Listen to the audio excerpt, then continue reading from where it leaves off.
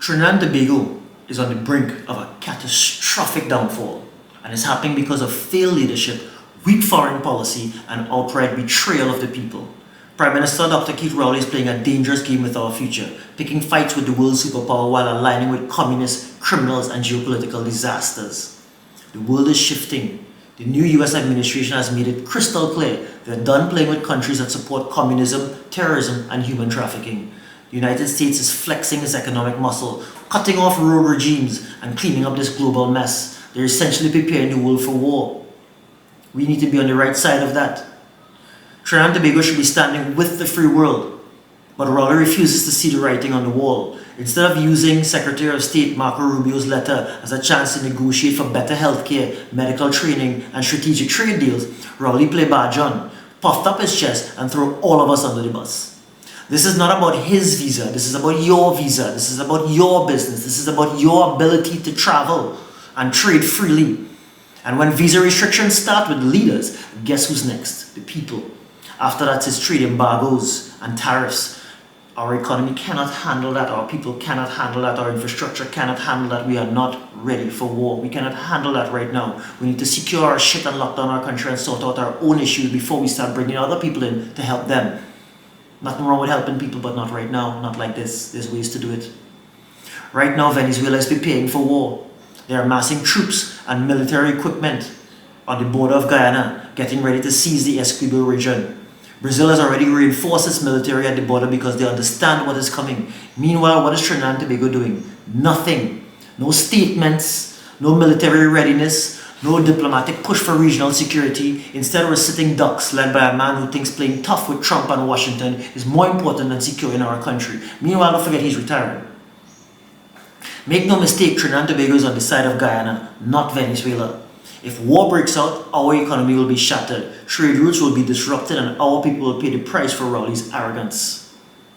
With a murder rate of 45.7 per 100,000 trainees and over 70,000 Venezuelan arrivals from a collapsing communist state, Trinidad and Tobago cannot afford to keep its borders open to chaos.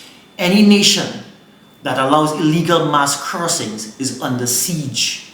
Any nation that allows storming of its borders is allowing another nation to commit an act of war. Storming another nation's borders is an act of war. Enough of the excuses. Secure the borders now. Deport the criminals and illegal migrants. Cut off the foreign influences destroying our economy. This is not about a race. This is not about culture or sympathy. This is about survival. Trinidad and Tobago needs real leadership, not a weak, reckless sellout. We need leaders who put country before politics, sovereignty before self-interest, and national security before foreign deals with communists. It's time to demand change. It's time to reject the P&M circus that has held this country hostage for decades, for generations. It's time to stand with the free world, not with enemies of democracy. Rowley and the P&M are throwing this country under the bus. We are standing at the edge of a total collapse, and Keith Rowley is the one pushing us over the cliff. This is not about politics, this is survival. The PNM dictatorship has run its course, it is over. And if we don't take back control, Trinidad and Tobago will be another failed state, ruled by criminals, controlled by corrupt elites, and abandoned by the free world. No more excuses, no more waiting. Talk done.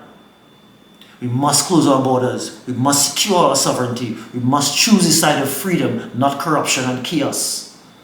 This is about our children's future, our economy, our very existence as a nation. If we don't act now, we will lose everything.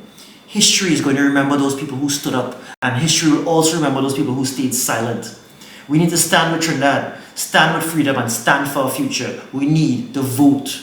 Because if we don't fight back now, there'll be nothing left to fight for. This election, everybody needs to vote. I'm not telling you who to vote for. I'm suggesting you don't vote for what we've already had, because we cannot keep doing the same nonsense over and over for decades and expecting a different result. This is 2025. Trump is in power. The world is at war. He's drawing lines in the sand. I'm not saying we have to kiss his ass. Nobody wants to kiss his ass. We are a sovereign nation. But if the man is telling us he doesn't want to be working with communists, and his country represents 45% of our economy, We have to at least have a conversation. It's not just about going and say, well, I done them in California already, I don't want to go again. That is nonsense. That is not what I want to hear from my leader.